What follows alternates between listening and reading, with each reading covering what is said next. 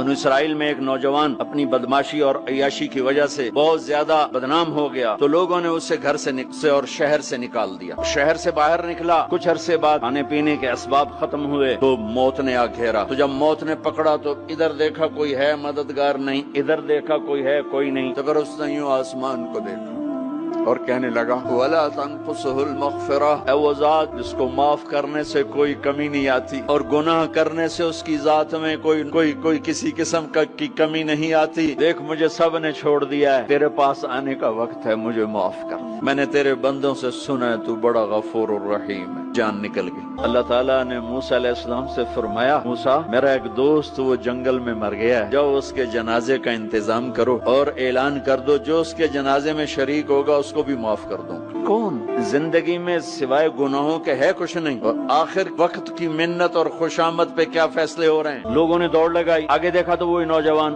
موسیٰ یہ تو وہ ہے جس کو ہم نے شہر سے نکال دیا تھا، تو یہ ایسا ولی کیسے ہو گیا کہ ہم اس کے جنازے میں آئیں گے تو بخشے جائیں گے؟ تو موسیٰ علیہ السلام نے اللہ سے پوچھا یا اللہ تیرے بندے کہہ رہے ہیں کہ یہ بہت برا ہے، تو کہہ رہا ہے میرا دوست ہے، تو اب میں کیا کروں؟ تو اللہ تعالیٰ نے فرمایا موسیٰ یہ سچ کہہ رہے ہیں اور میں بھی ٹھیک کہہ رہا ہوں۔ میرے عزیزوں، نوجوانوں، میرے بھائیوں، آؤ ہم اللہ کو منانے والی زندگی کی آج ابتدا کریں۔